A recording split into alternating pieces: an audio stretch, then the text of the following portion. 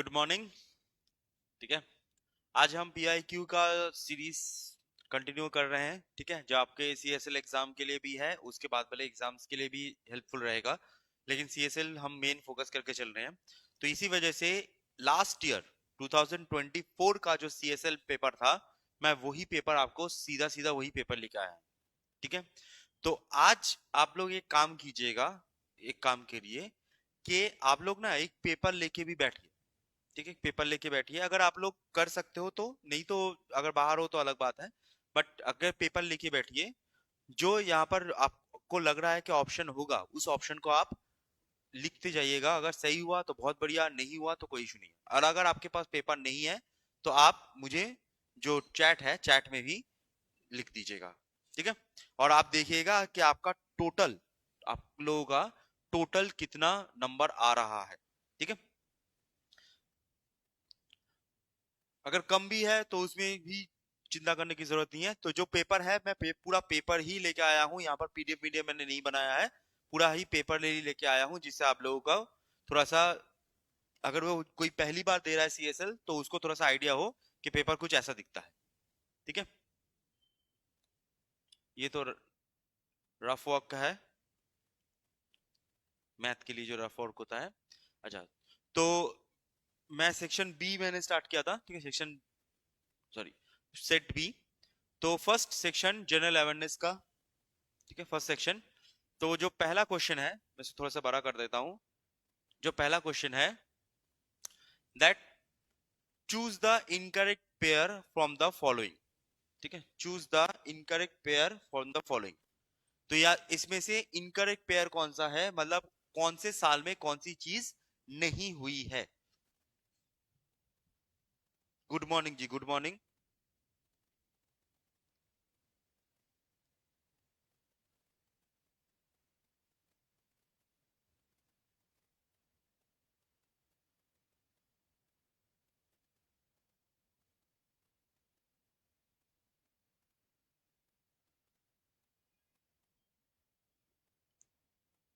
Good morning, good morning.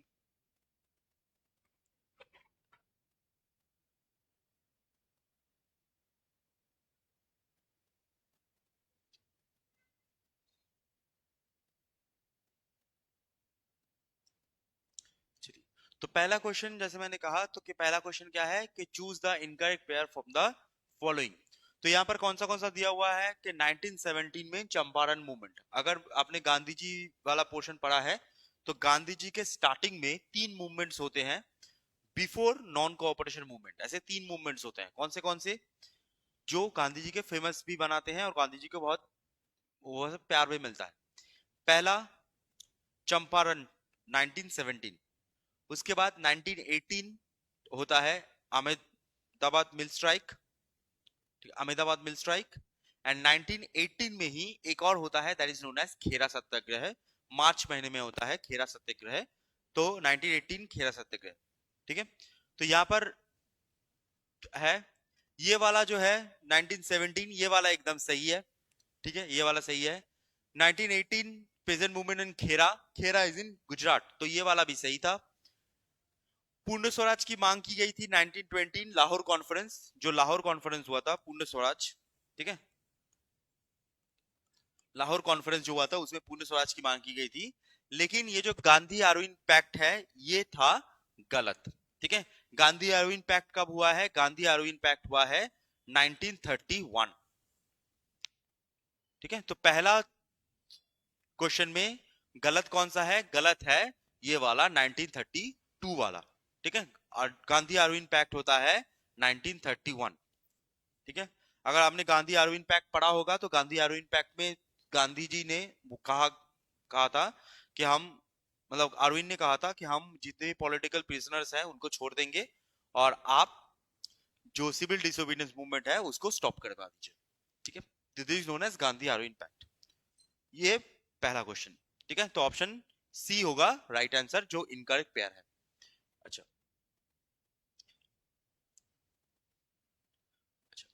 Next next question आता है, next question आता है, question number 2। The chief justice of supreme court या chief justice of India holds the office till he attains age of. अब ये आता है question number 2 की बात कर रहा हूं मैं, ठीक है। The chief justice of supreme court of India holds the office till he attains the age of.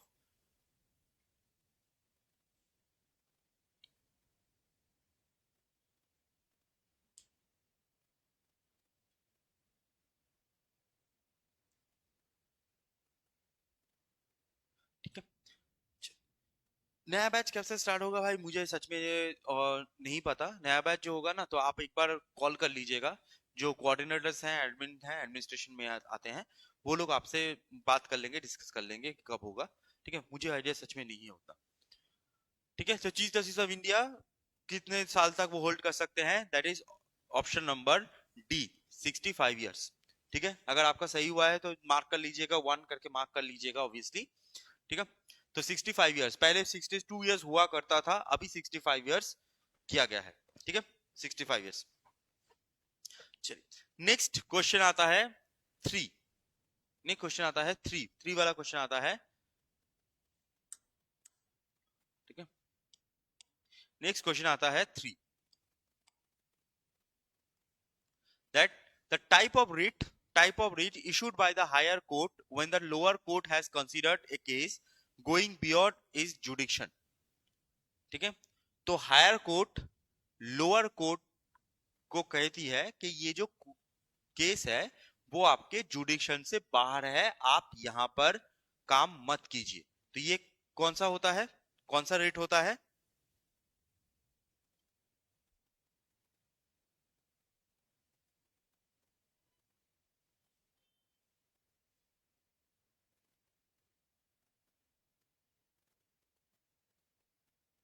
ठीक है जी, तो रीट्स आप लोग ध्यान से देते रहो। रीट से भी एक सवाल आया था कि रीट कौन से कंट्री से लिया गया है, तो रीट लिया गया है ब्रिटेन से, ये क्वेश्चन आया था। ठीक है, और लोअर कोर्ट को बोलती है कि आप जुडिक्शन से बाहर मत जाइए, तो ये क्या होता है, ये होता है प्रोहिबिशन। ठीक है, प्रोहिबिशन। हिबियस कॉर्पस का मतलब होता है अगर किसी को अनलॉफुली डिटेन किया गया है और कोर्ट बोलती है कि इसके जाने दो, बाइज्जत बरी कर देते ही है कि आपका कोई गलती नहीं है, जाओ, तो वो होता है हिबियस कॉर्पस। ठीक है, सर्टियोराइडी का मतलब होता है कि अगर लोअर कोर्ट ने एक सजा दिया, एक जजमेंट दिया, एंड हायर कोर्ट ने उस जजमेंट को ही चेंज कर दिया। हायर कोर्ट ने कहा, जैसे मान लो लोअर कोर्ट ने किसी को सजा दिया फांसी का, हायर कोर्ट ने कहा कि चलो नहीं, इसका फांसी नहीं होगा, फांसी नहीं होगा, इसको कुछ साल के लिए जेल कर दो, तो अगर वो डिसीजन चेंज कर दे तो उसे हम बोलते हैं सर्टियोराइडी। और मैंडेमस होता है, मैंडेमस का मतलब होता है कि जब कोर्ट उनको बोलता है कि आप ये कीजिए, अगर कोई पुलिस ऑफिसर को बोलता है कि आप ये कीजिए, अगर कोई नेता को बोलता है आपको ये करना है, गवर्नमेंट को बोलता है आपको ये करना है, तो वो होता है आपका मैंडेमस। ठीक है, ये सब नाम लैटिन वर्ड से लिए गए हैं, तो इसी वजह से ऐसा नाम है। ओके, चलिए नेक्स्ट। नेक्स्ट होता है आर्टिकल, नेक्स्ट होता है question number 4। Which of the following articles of the Indian Constitution provides president rule of in any state? ठीक है, तो यहां पर बात किया, किसकी बात कर रहा है, इसकी बात कर रहा है प्रेसिडेंट रूल की। ठीक है, प्रेसिडेंट रूल की।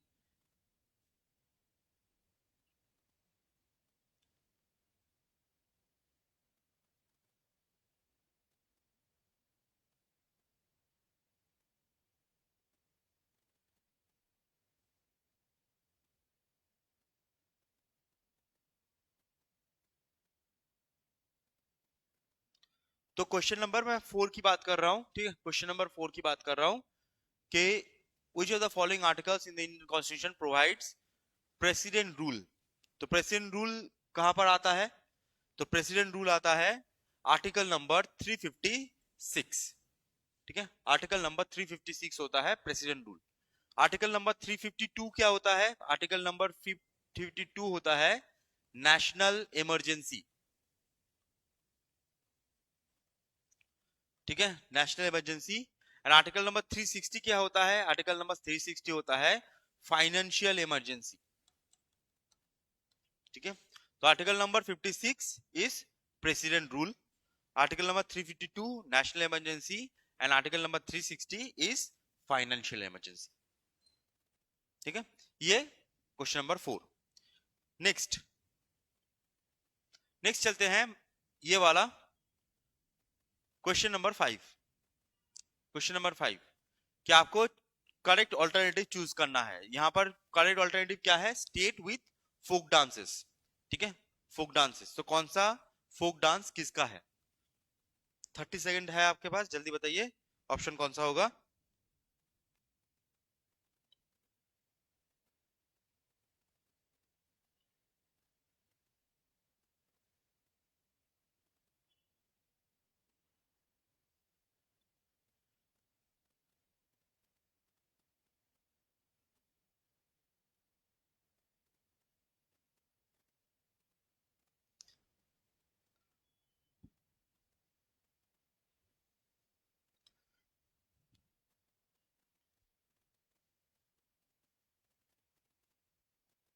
ठीक है, चलिए मैं आंसर बता देते हैं।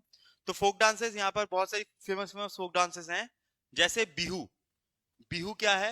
बिहू होता है आसाम। तो ए जो होगा, ए में टू होगा। ठीक है, ए में टू होगा। तो ए में टू कहां पर है? ये वाला ऑप्शन बी राइट आंसर होगा। देखो यहाँ पर एक चीज याद रखना, यहाँ पर मैं आपको क्वेश्चन का आंसर तो ऑब्वियसली बता दूंगा, सबका आंसर बता दूंगा, लेकिन यहाँ पर मैं कुछ आपको टेक्निक भी बता दूंगा जिससे आप अपना टाइम बचा पाओ। जैसे बिहू जो है ना, बिहू आपको पता है बिहू आसाम होगा टू। तो आप पहले यहाँ पर टू ढूंढ लेना, पहले ए में ना टू ढूंढना। अगर कहीं पर टू टू लिखा हुआ है, ऐसा टू टू लिखा हुआ है, तब सेकंड चीज ढूंढना, तब उसका बी ढूंढना। अगर टू यहाँ पर नहीं है, कहीं पर सिर्फ एक ही जगह पर टू है, तो आप इसमें टाइम वेस्ट मत करना, सबको मिलाने की जरूरत नहीं है एग्जाम में। अगर यहाँ पर टू है, स्टार्टिंग टू है, तो ऑप्शन बी हो जाएगा। ठीक है, ऑप्शन बी हो जाएगा। जैसे गरबा, गरबा होता है गुजरात का।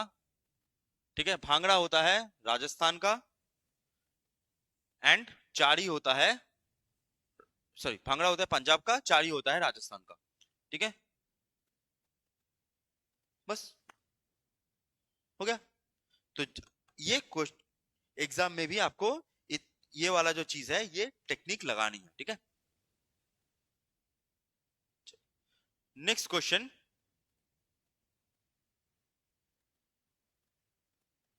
Next question, question number 6। Next question, question number 6। Question number 6, the reserve bank of India was set up in basis of recommendation of. ठीक है, बेसिस ऑफ रिकमेंडेशन ऑफ। तो रिजर्व बैंक ऑफ इंडिया, हमारे देश का reserve bank of India बनता कब है? Reserve bank of India बनता है 1935 फर्स्ट अप्रैल, 1935 फर्स्ट अप्रैल। और आरबीआई का एक्ट आता है, आरबीआई का एक्ट आता है इन 1934। ठीक है, 1934 आरबीआई एक्ट आता है, और 1935 फर्स्ट अप्रैल को आरबीआई बनता है। किसके रिकमेंडेशन पे बनता है?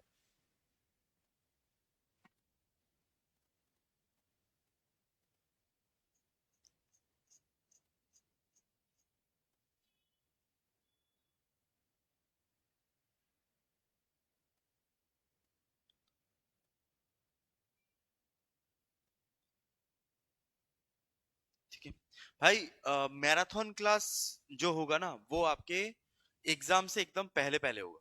ठीक है, पहले पहले मतलब एग्जाम 26 को है, तो मान के चलो 21, 22, 23 ऐसे टाइम पे मैराथन क्लासेस होंगे, जहां पर बाकी जो क्लासेस होंगी ना वो खत्म हो चुकी होंगी।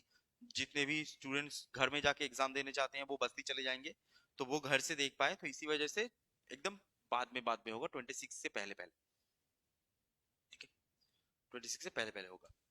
चलिए जी, तो reserve bank of India setup होता है किसके रिकमेंडेशन पे? That is known as Hilton Young commission. ठीक है, हिल्टन यंग कमीशन। तो हिल्टन यंग कमीशन जो होती है, इसको फॉर्म किया गया था, इसको फॉर्म किया गया था इन 1921। बट इसकी जो रिकमेंडेशन आती है, इसकी जो रिकमेंडेशन है वो आती है इन 1926। तो 5 सालों के बाद इसकी रिकमेंडेशन आती है, और तब इसको माना नहीं गया था। असली में हिल्टन यंग की जो रिपोर्ट होती है ना, रिपोर्ट को पहले माना नहीं गया था। 1929 में इन वर्ल्ड में एक डिप्रेशन होता है, इकोनॉमिक डिप्रेशन होता है वर्ल्ड में, मतलब मोस्टली अमेरिका में होता है। तो इसकी वजह से वर्ल्ड में बहुत ज्यादा प्रेशर आता है। तो इसी वजह से जो ऐसे फाइल को दबा दिया गया था, वो फाइल को फिर से खोला जाता है और 1934 में आरबीआई एक्ट लाकर आरबीआई को बनाया जाता है। ठीक है, तो Hilton and commission, option number 6। अच्छा, नेक्स्ट आता है, नेक्स्ट आता है 7 नंबर क्वेश्चन, क्वेश्चन नंबर 7। ठीक है, अभी मैं थोड़ा सा पेस पकड़ूंगा, आप लोग एक बार देखते देखते क्वेश्चन का आंसर देते रहो, थोड़ा सा मैं पेस पकड़ूंगा। ठीक है, which of which one of the following is a contribution of CV Raman. तो जो सीवी रामन है, जिनको नोबेल पुरस्कार भी मिला हुआ है फिजिक्स में, ठीक है, तो सीवी रामन का एक चीज होता है जिसको कहा जाता है रमन इफेक्ट। रमन इफेक्ट। तो यहां पर आपको सिंपल सा पूछा जा रहा है कि रमन इफेक्ट जो है इसमें से कौन सा है। ठीक है, इसमें से कौन सा है Raman effect? Thermal ionisation, inelastic scattering of light by molecules, quantum statistics and cascade process of the cosmic radiation। इसमें से रमन इफेक्ट कौन सा है? ठीक है, तो 7 का आंसर क्या होता है मैं बोल देता हूं आपको, अगर पता है तो मार्क कर लीजिएगा, नहीं पता तो 0 लगा दीजिएगा, लेकिन याद करके। ठीक है, तो रमन इफेक्ट कौन सा होता है? Option number B, inelastic scattering of light by molecules। नहीं, ऑप्शन ए नहीं है, क्वांटम स्टैटिस्टिक्स नहीं है। ठीक है भाई, मैं जल्दी ही कर रहा था, ऐसा नहीं कि मैं जल्दी नहीं कर सकता। अगर मैं जल्दी करूंगा, प्रॉब्लम क्या है पता है, जितना जल्दी करूंगा ना मेरे लिए आसान है, क्योंकि मेरा क्लास उतनी जल्दी खत्म हो जाएगा, मैं आराम कर पाऊंगा। लेकिन मैं थोड़ा सा टाइम इसलिए आहिस्ता आहिस्ता लेता हूँ जिससे आप लोगों को टाइम मिले, क्योंकि टाइप में भी टाइम लगता है, आप लोग सोचोगे भी, तो आप लोगों के लिए मैं थोड़ा सा टाइम लेता हूँ। नहीं तो 25 क्वेश्चन करने में मुझे 10 मिनट भी नहीं लगे, है ना, झटक से मैं कर दूंगा, लेकिन आप लोगों का फायदा नहीं होगा ना, आप तो खुद ही पढ़ सकते हो, फिर आप लोगों का फायदा नहीं होगा, इसीलिए थोड़ा सा टाइम ले रहा हूँ मैं, लेकिन करूंगा मैं, थोड़ा सा जल्दी कर रहा हूँ, डन। ठीक है, अच्छा, नेक्स्ट क्वेश्चन आता है, who develop the world wide web, जिसको हम बोलते हैं WWW। Question number 8, question number 8, WWW, उसके बाद आप कोई भी जगह पर आप यूज कीजिएगा WWW। तो WWW किसने इन्वेंट किया था या किसने बनाया था WWW? तो WWW बनाया जाता है बाय टिम बर्नर्स ली। ठीक है, टिम बर्नर्स ली। WWW जो वर्ल्ड वाइड वेब होता है उसको बनाया जाता है by Tim Berners Lee. Charles Babbage computer उन्होंने डिस्कवर किया था। ठीक है, चार्ल्स बेबेज ने कंप्यूटर डिस्कवर किया। अच्छा, तो क्वेश्चन नंबर 8 हुआ। नेक्स्ट क्वेश्चन नंबर 9, नेक्स्ट होता है क्वेश्चन नंबर 9। अरे, क्वेश्चन नंबर 9 होता है, द फर्स्ट शार्क मीटिंग या सब समिट कहां पर होता है? ठीक है, फर्स्ट शार्क समिट। ठीक है, शार्क जैसे हमको पता होगा कि हमारे साउथ ईस्ट एशिया में बिम्स्टेक, शार्क, ये सब रीजनल कॉर्पोरेशंस होती हैं, तो इसमें से एक होता है शार्क। तो शार्क समिट सबसे पहले कहां पर हुआ था? तो शार्क समिट हुआ था सबसे पहले 1985 को, जब ये बना था उसी के आसपास। ठीक है, तो शार्क समिट सबसे पहले होता है बांग्लादेश का ढाका में। ठीक है, बांग्लादेश के उस समय जो ढाका था, बांग्लादेश की कैपिटल आज भी है ढाका। जी, एकदम ढाका, ढाका सही जवाब आ रहा है। ठीक है, एकदम ढाका की करेंसी ढाका है, एकदम सही। तो बांग्लादेश की जो कैपिटल होती है ढाका, तो वहां पर होती है। Next question number 10, question number 10, which of the following bacteria converts milk into curd? तो मिल्क से कर्ड बनने के लिए कौन सा बैक्टीरिया होता है? ये वाला जो क्वेश्चन है ये मैं ऑलरेडी आपको पढ़ा के रखा हुआ है। ठीक है, ये अगर आप जो प्रीवियस ईयर साइंस क्वेश्चंस हैं तो उसमें भी आप देखोगे तो ये क्वेश्चन आ चुका है। ठीक है, तो which of the following converts milk into curd? तो इसका आंसर होता है ऑप्शन नंबर सी, लैक्टोबैसिलस। ठीक है, साल्मोनेला लैक्टाई नाम का कुछ नहीं होता। ठीक है, साल्मोनेला अलग होता है, लैक्टाई अलग होता है। ठीक है, आंसर होता है लैक्टोबैसिलस। ठीक है। नेक्स्ट 11, नेक्स्ट होता है 11, the power house of the cell. ये तो बहुत आसान है, आप लोग लिखते रहो, उसमें कोई इशू नहीं है। मैं लाइसोसोम की साइड में लिख देता हूं। लाइसोसोम को कहा जाता है सुइसाइड बैग, ये भी याद रखना है, ठीक है। राइबोसोम को कहा जाता है factory of cell, factory of cell, ठीक है। और दोनों चीज बची, क्लोरोफिल और माइटोकॉन्ड्रिया, तो आंसर क्या होगा 11 का माइटोकॉन्ड्रिया, ठीक है। 11 का आंसर क्या होता है, that is known as mitochondria.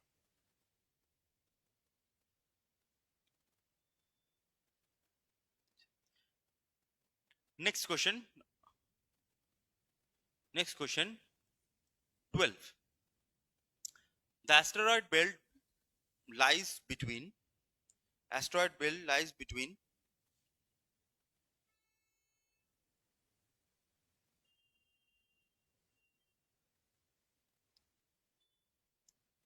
ठीक है। तो एस्टेरॉयड बेल्ट किसके किस में बीच में होता है, देखो हमारे यहाँ पर दो तरह के एस्टेरॉयड बेल्ट्स होते हैं, तो ये याद रखिएगा।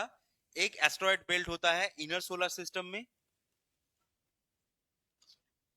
इनर सोलर सिस्टम, एक एस्टेरॉयड बेल्ट होता है इनर सोलर सिस्टम में, एक होता है आउटर सोलर सिस्टम में। तो जो इनर सोलर सिस्टम, यहाँ पर इनर सोलर सिस्टम की बात की जा रही है, तो इनर सोलर सिस्टम वाला जो एस्टेरॉयड बेल्ट होता है between orbits of Mars and Jupiter, ठीक है। मान लो ये मार्स है, क्या हुआ, और ये जुपिटर है, तो इसके बीच में ऐसे एक एस्टेरॉयड बेल्ट होता है, इसको हम बोलते हैं, ठीक है। यहाँ पर एक एस्टेरॉयड बेल्ट होता है।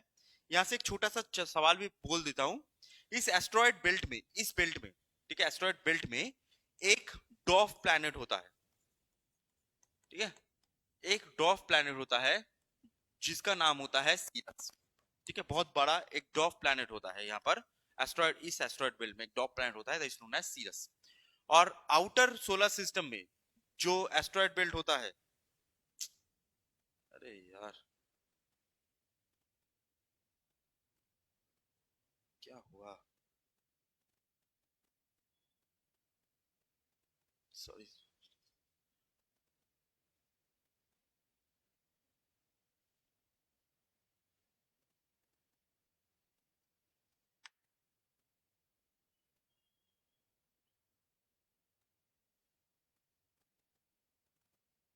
ठीक है। तो एस्टेरॉयड बेल्ट में ये जो एस्टेरॉयड बेल्ट होता है, इसका जो आउटर एस्टेरॉयड बेल्ट होता है, आउटर एस्टेरॉयड बेल्ट होता है, तो उसको हम बोलते हैं कुइपर बेल्ट, कुइपर बेल्ट। और कुइपर बेल्ट से दूर और दूर होता है ओर्स क्लाउड। तो आउटर में ऐसे दो होते हैं, कुइपर बेल्ट और ओर्स क्लाउड, और इसका आंसर क्या होता है, इसका आंसर होता है डी, मार्स एंड जुपिटर, ठीक है।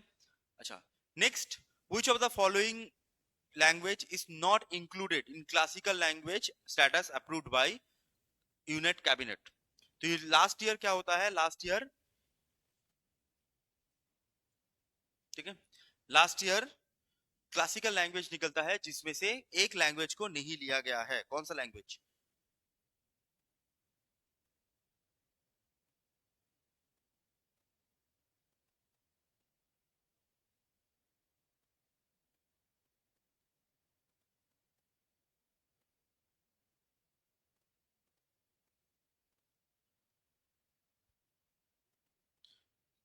ठीक है जी, एकदम सही जवाब, बहुत सारे लोगों का सही जवाब आ रहा है। तो यहाँ पर कौन से लैंग्वेज को लिया नहीं गया है, दैट इज सी, गुजराती को लिया नहीं गया है, ठीक है।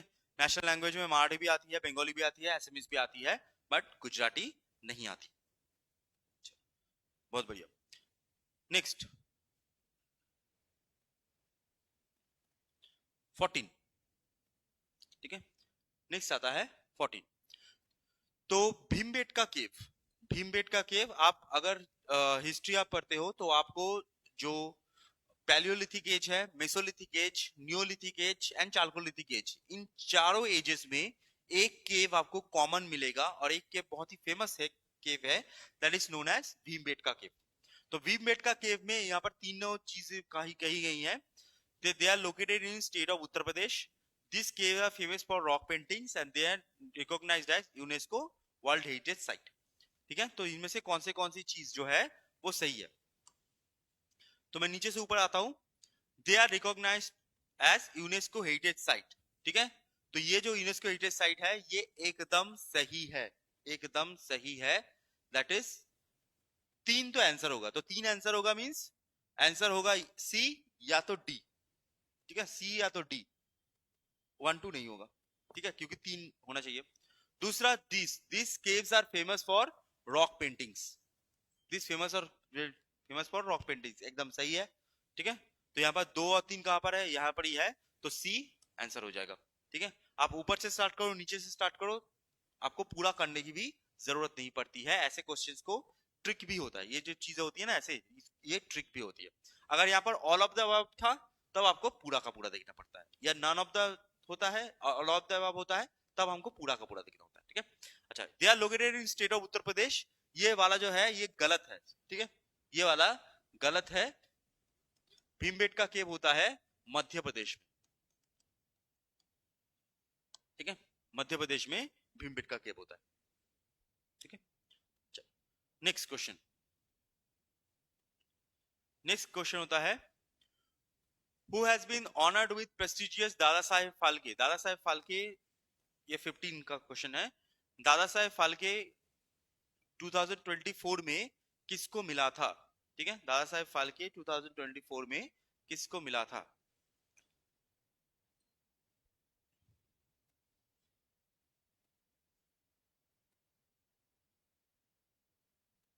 क्या लिखा हुआ है, स्टार्स पार्टी।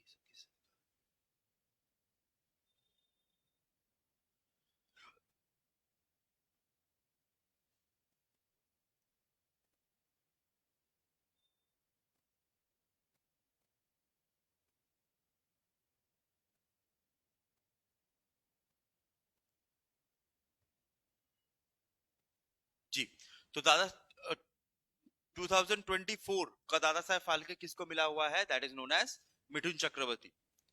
ठीक है, हमारे इंडियन सिनेमा में जो हाईएस्ट प्राइज है, जो हाईएस्ट प्रेस्टिजियस प्राइज है, that is known as Mithun Chakraborty. अच्छा, आप में से कोई बता सकता है कि 2025 में किसको मिला है?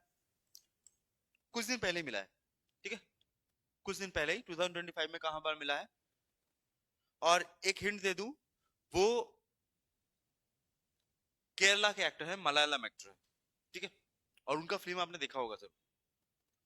2025 में किसको मिला है? नेक्स्ट क्वेश्चन पे चलते हैं, question number 16, that the motto of ASEAN. देखो ऐसे क्वेश्चंस क्या होते हैं ना, ऐसे क्वेश्चंस आपको पता है तो पता है, नहीं पता नहीं पता, ऐसा कैसे? ठीक है, पता है तो पता है, नहीं पता नहीं पता। ठीक है, तो मोटो ऑफ द आसियान क्या होता है? The motto of the ASEAN is a, the one vision, one identity, one community. Bollywood का नहीं है जी, बॉलीवुड का नहीं,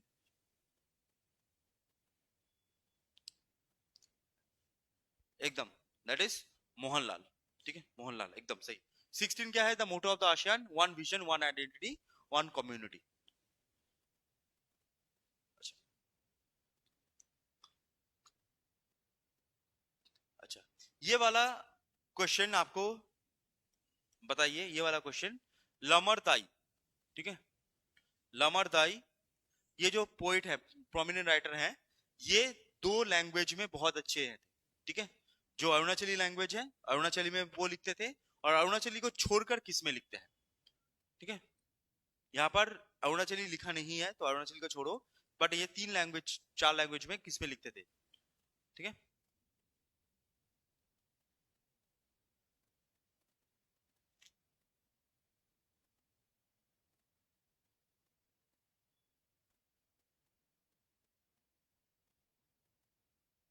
जी एकदम सही। तो लमरदाई प्रोमिनेंट राइटर किसके थे? That is SMS. ठीक है, 17 होता है एसएमएस।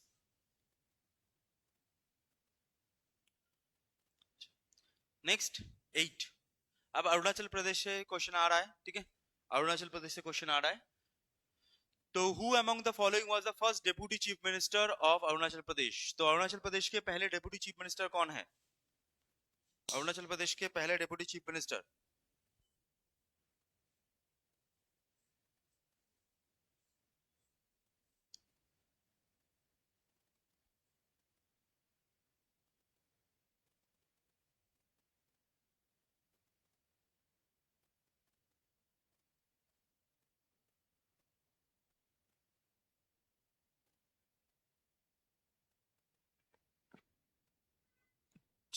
तो अरुणाचल प्रदेश के पहले चीफ मिनिस्टर कौन है? उनका नाम होता है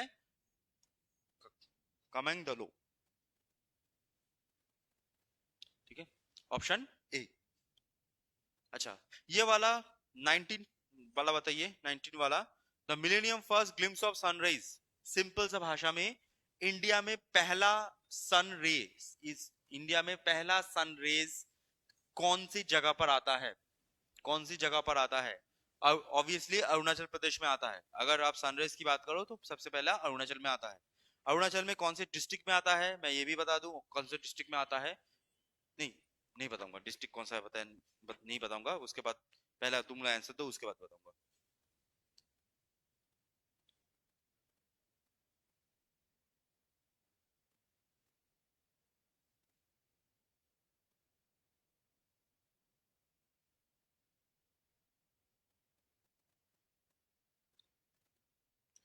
जी, एकदम सबका सही जवाब आ रहा है। दैट इज सबसे पहला कहां पर आता है? That is known as Dong village.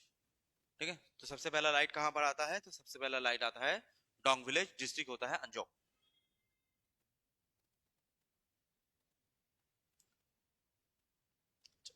Next, first ever municipal election, first ever municipal election at Itanagar was held in. तो म्यूनिसिपल इलेक्शन सबसे पहले कहां पर हुआ था, मतलब किस साल हुआ था? ईटानगर में हुआ था एंड पासीघाट में हुआ था, दोनों जगह पर हुआ था। तो ईटानगर में सबसे पहले कहां कब हुआ था?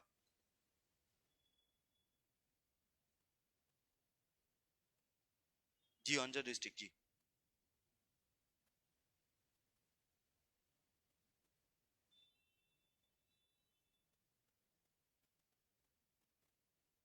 ठीक है, हम 10 की बात कर रहे हैं। ठीक है, 10 की, 20 की, सॉरी 10 बोल रहा हूँ, 20 की बात कर रहे हैं। फर्स्ट म्यूनिसिपल इलेक्शन कब हुआ था? तो ये आपको अगर मार्क करके याद रखिएगा कि फर्स्ट म्यूनिसिपल इलेक्शन हुआ था इन 2023।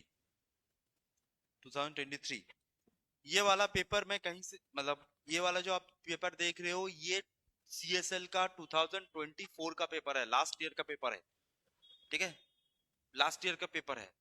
तो आप जब इसको पढ़ रहे हो तो इसको अपने हिसाब से एनालिसिस करना कि कैसा टाइप का सवाल आ रहा है, कितना डीप में सवाल जा रहा है और कितना लेवल में आपको पढ़ना है। ठीक है, तो इसको भी आपको थोड़ा सा देख के रखना, कितना डीप में क्वेश्चन आ सकता है। ये सीएसएल 2024 का है, और मैंने इसका पीडीएफ नहीं बनाया गया है, इसका पीडीएफ नहीं बनाया गया है, आपको सीधा सीधा यहाँ पर दिया गया है। इसलिए दिया गया है क्योंकि अगर जो पहली बार एग्जाम दे रहे हो तो थोड़ा सा आपके आंखों को सेट कर लो कि ऐसा टाइप का होगा। ठीक है, क्वेश्चन पेपर ऐसा टाइप का होगा। ये पूरा का पूरा क्वेश्चन पेपर है, सिर्फ मैंने हमने जनरल अवेयरनेस लिया है। अच्छा, next one is Durand cup is associated with, Durand cup associated with.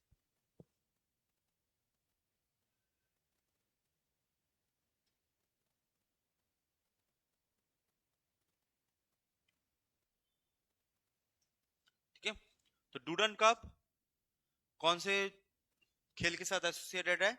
तो डूरंट कप खेल कौन से खेल के साथ? That is known as football. ठीक है, डूरंट कप फुटबॉल के साथ एसोसिएटेड है।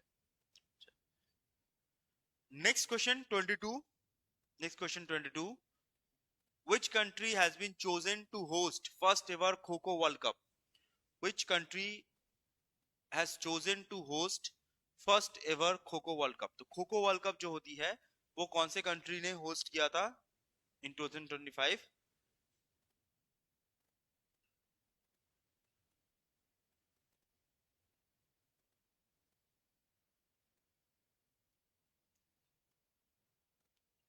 जी, ठीक है, दैट इज जी, दैट इज इंडिया में हुआ था, न्यू दिल्ली में। ठीक है, न्यू दिल्ली में हुआ था। अच्छा, नेक्स्ट ज्योग्राफी का क्वेश्चन है। नेक्स्ट ज्योग्राफी का क्वेश्चन है, the tropic of cancer does not pass through. जो ट्रॉपिक ऑफ कैंसर होता है तो इंडिया से पास होता है, आपको पता होगा। 8 ऐसे स्टेट्स होते हैं टोटल, 8 स्टेट्स होते हैं, 8 स्टेट्स होते हैं जिसमें से वो जाता है। तो इसमें से कौन सा स्टेट में वो पास नहीं होता? कौन से स्टेट से वो पास नहीं होता?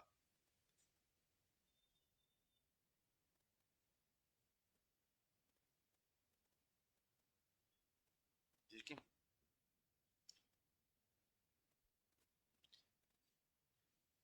इनमें वो जवाब गलत है, क्योंकि मध्य प्रदेश जो है ना, मध्य प्रदेश से सबसे लंबा जाता है, वो पूरा मध्य प्रदेश के बीच में से जाता है। तो मध्य प्रदेश सबसे लंबा एरिया होल्ड करता है ट्रॉपिक ऑफ कैंसर का। ठीक है, तो कौन से में नहीं जाता? That is Bihar. ठीक है, बिहार में नहीं जाता, बिहार के ऊपर से नहीं जाता। गुजरात के ऊपर से जाता है, मध्य प्रदेश के ऊपर से जाता है, त्रिपुरा से जाता है, इवन त्रिपुरा एंड मिजोरम। अगर नॉर्थ ईस्टर्न स्टेट बोले तो त्रिपुरा एंड मिजोरम, ये दो चीज आपको याद रखनी है। अच्छा, नेक्स्ट 24 वाला।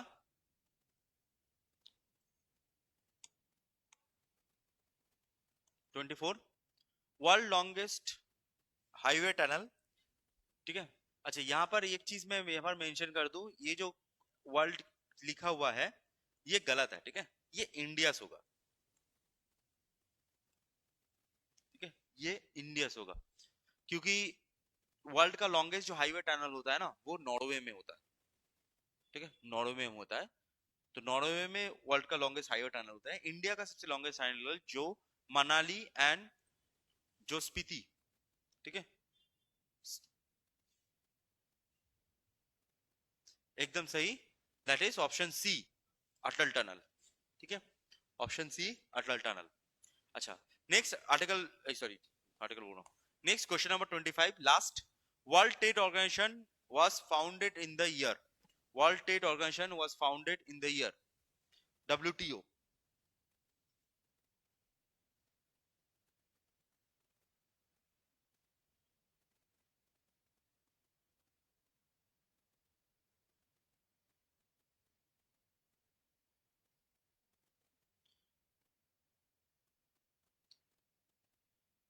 चलिए जी, बहुत बढ़िया आंसर आ रहा है सबका।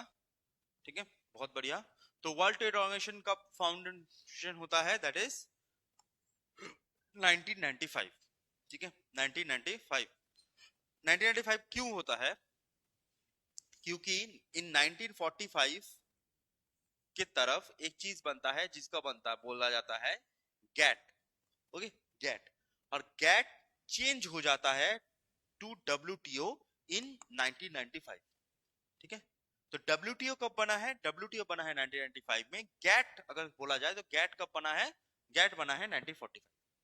ठीक है, चलिए, तो ये आपका CSL 2024 का पेपर था, जो पेपर में आपको दिखा कि कितना टफ हो सकता है, कितना लेवल हो सकता है, आपको किस लेवल में चीजों को पढ़ना है। ठीक है, उतना भी टफ क्वेश्चन नहीं था। जो आप लोगों को पढ़ाया जा चुका है, जो मैंने क्लास में कराया हुआ है, वो सब ही यहाँ पर घुमा घुमा के आपको पूछा जाएगा। उससे ज्यादा नॉर्मली बहुत डीप में CSL में नहीं आएगा, लेकिन इसका लेवल के हिसाब से आपको तैयारी करनी पड़ेगी। ठीक है, पहली चीज। और दूसरी चीज है, ये पेपर है, इस पेपर में जितना हो सके पहले आप, जितना आपको पता है आप पहले वो पेपर में कीजिएगा, उसके बाद आप दूसरे पेपर में जाइएगा। बाकी तो जो भी ट्रिक्स एंड टिप्स होती हैं, जो भी ट्रिक्स होती हैं, वो तो हम लास्ट में बता देंगे आप लोगों को कि करना क्या होता है। तो ये आपका क्वेश्चन पेपर था। ठीक है, क्वेश्चन पेपर था जो आपको समझ में आ गया होगा कि कैसा टाइप का क्वेश्चन पूछा जा रहा है। ठीक है, ये अगर जिसने पहले नहीं देखा है, मैं थोड़ा सा ऊपर दिखाई दूं। ये पेपर ही मैं उठा के हम लेके आ गए। ठीक है, पेपर ही उठा के लेके आ गए, बुकलेट नंबर इसके साथ।